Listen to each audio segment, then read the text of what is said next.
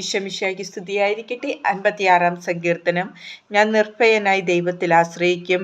ദൈവമേ, എന്നോട് കരുണ തോന്നണമേ. മനുഷ്യർ എന്നെ ചവിട്ടി മെതിക്കുന്നു. ദിവസം മുഴുവനും ശത്രുക്കൾ എന്നെ പീഡിപ്പിക്കുന്നു. ദിവസം മുഴുവനും എൻ്റെ ശത്രുക്കൾ എന്നെ ചവിട്ടി മെതിക്കുന്നു. അനേകർ എന്നോട് ഗർവ്വോടെ യുദ്ധം ചെയ്യുന്നു. ഭയമുണ്ടാകുമ്പോൾ ഞാൻ അങ്ങയിൽ ആശ്രയിക്കും. ആരുടെ വചനത്തെ ഞാൻ പ്രകീർത്തിക്കുന്നുവോ ആ ദൈവത്തിൽ നിർഭയനായി ഞാൻ ആശ്രയിക്കുന്നു. മർത്യന് എന്നോട് എന്ത് ചെയ്യാൻ കഴിയും? ദിവസം മുഴുവനും അവർ എന്നെ ദ്രോഹിക്കാൻ നോക്കുന്നു. അവരുടെ ചിന്തകൾ അത്രയും എങ്ങനെ എന്നെ ഉപദ്രവിക്കാമെന്നാണ്. അവർ കൂട്ടം കൂടി പതിയിരിക്കുന്നു. അവർ എൻ്റെ പ്രാണനു വേണ്ടി പതിയിരുന്ന് എൻ്റെ കാലടികളെ നിരീക്ഷിക്കുന്നു. അവരുടെ അക്രമത്തിന് തക്ക പ്രതിഫലം നൽകണമേ. ദൈവമേ, ക്രോധത്തോടെ ജനതകളെ തകർക്കണമേ.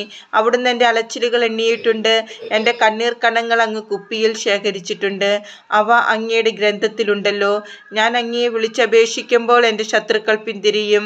ദൈവം എൻ്റെ പക്ഷത്താണെന്ന് ഞാൻ അറിയുന്നു. ഞാൻ ആരുടെ വചനം കീർത്തിക്കുന്നുവോ ആ ദൈവത്തിൽ, ഞാൻ ആരുടെ വചനം പ്രകീർത്തിക്കുന്നുവോ ആ കർത്താവിൽ നിർഭയനായി ഞാൻ ആശ്രയിക്കും. മർത്യന് എന്നോട് എന്ത് ചെയ്യാൻ കഴിയും? ദൈവമേ, അങ്ങേക്കുള്ള നേർച്ചകൾ നിറവേറ്റാൻ ഞാൻ കടപ്പെട്ടിരിക്കുന്നു. ഞാൻ അങ്ങേക്ക് കൃതജ്ഞതാബലി അർപ്പിക്കും.